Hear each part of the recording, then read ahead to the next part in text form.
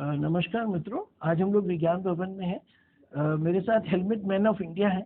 क्योंकि यहाँ पे एक रोड सेफ्टी के ऊपर प्रोग्राम अवार्ड सेरेमनी है शाम को, जिसमें हमारे केंद्रीय मंत्री जो हैं नितिन गडकरी जी आएंगे और लोकसभा स्पीकर भी आएंगे ओम बिरला जी, और अवार्ड दिया जाएगा रोड सेफ्टी के ऊपर। तो भाई साहब के साथ, उनके दोस्त के साथ कोई हादसा हुआ,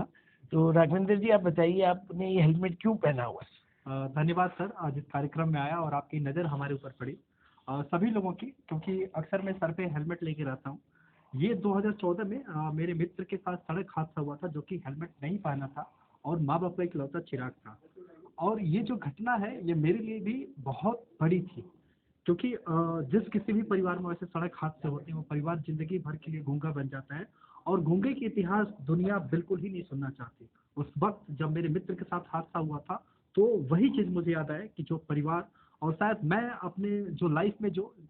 जिस तरह से बिजी था, अपनी नौकरी कर रहा था, सब कुछ कर रहा था, रह सकता था, लेकिन उस समय हमने एक शपथ लिया लोगों की जिंदगी बचाने के लिए। जैसे मेरे मित्र के जो माता पिता ने सब कुछ दिया, सारी फीस की पढ़ाई सब कुछ भरी, मगर एक हेलमेट नहीं दे पाए थे। तो उस जगह से मैंने मिशन बनाया कि मेरे भारत में भी वैसे प्रति वर्ष 1.5 लाख से ज्यादा लोगों की सड़क हादसों में मौत हो रही है, और हमारा भारत दुनिया में नंबर 1 हो चुका है मौत के आंकड़ों में, और हमारे देश के युवाओं के ऊपर ही ये एक बहुत बड़ी जिम्मेदारी है। फिर मैंने वहां से अपना एक तय किया कि मैं अपना सब कुछ छोड़ छाड़ के अपनी नौकरी, फिर लोगों की जिंदगी बचाने के लिए मैं सड़कों पे हेलमेट लेकर के उतरा। और पिछले अभी 8 जी जो आप कर रहे हैं मुहिम, तो उसमें आप कितने लोगों को अपने साथ जोड़ पाए हैं, और आपसे कितना लोग प्रभावित होके हेलमेट पहन रहे हैं? और सिर्फ स्कूटर या मोटरसाइकिल चालक ही नहीं, जो उसके पीछे पिलियन बैठते हैं, बच्चे भी बैठते हैं, महिला भी बैठती हैं, तो क्या वो लोग भी उसको पहन रहे हैं हेलमेट? राइट सर,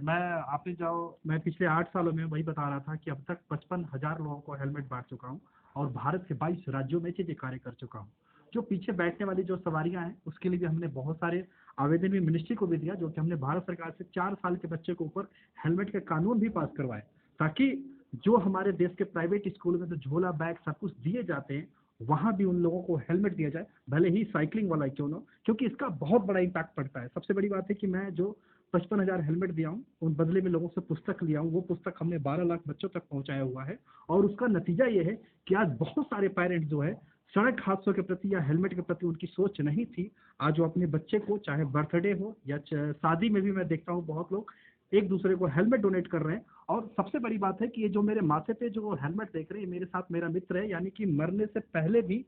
वो मेरे लिए एक ताकत था, हम एक दूसरे के लिए ताकत थे, और मरने के बाद भी आज हम एक दूसरे के ताकत हैं, यानी कि एक और एक मिलके 11 जो होते हैं वो है। रविंद्र जी, आपने जब बोला कि वो मैं पुस्तक लेता हूँ, तो मुझे याद आया कि आपसे हमारी पहले मुलाकात हुई है दिल्ली के शत प्रेस क्लब में। आप लोग एक बार आए थे, तो उस टाइम में मुलाकात हुई है। अभी हम लोग, क्योंकि ये प्रोग्राम चल रहा है, तो हम लोग एक स्लोगन आपके कोई हो तो मैं आपके साथ बोलना चाहूंगा, तो जो भी पब्लिक हो, कि से नो टू स्मोकिंग, से नो टू ड्रग्स, से नो टू अल्कोहल, और मांसाहारी भी, क्योंकि आजकल बीमारियां इतनी हो गई हैं, तो आप वेजिटेरियन फूड कम लीजिए। और आजकल तो ये भी हो रहा है कि दूध से भी कैंसर हो रहा है, तो दूध भी बोल रहे हैं कि छोड़ने को। और सबसे आखिर में जो राघवेंद्र भाई का मुहिम है कि जब भी आप 2 पहिया वाहन पे जा रहे हैं, तो हेलमेट पहनिए, अपने बच्चों को, अपने परिवार को सुरक्षित रखिए। क्योंकि मेरे जहन में भी 1-2 लोगों से बात हुआ, तो किसी का सिर फटा हुआ था, तो उसने बोला कि सर मैंने हेलमेट नहीं पहना, मैं टकराया डिवाइडर से, मेरे बाप दादाओं की दुकानें बिक गई, उसका 25-30 लाख का ट्रीटमेंट हुआ। बोला एक गलती जो होता है, युवा वर्ग नहीं पहनता हेलमेट, और अपने बच्चों को भी सुरक्षित रखिए। आप भी कुछ लास्ट में बोलते जाइए। बिल्कुल सर, जैसे आपने कहा कि उनकी दुकानें बिक गई, और आज जैसे कि मुझे गूगल पे भी helmet man of India search करेंगे, तो आज मुझे 55,000 जो हेलमेट बांटने में, लोगों की जिंदगियां बचाने में, मेरा घर भी बिक गया, जमीन भी बिक गई, नौकरी तो बिल्कुल चली गई थी। क्यों? क्योंकि ये देश में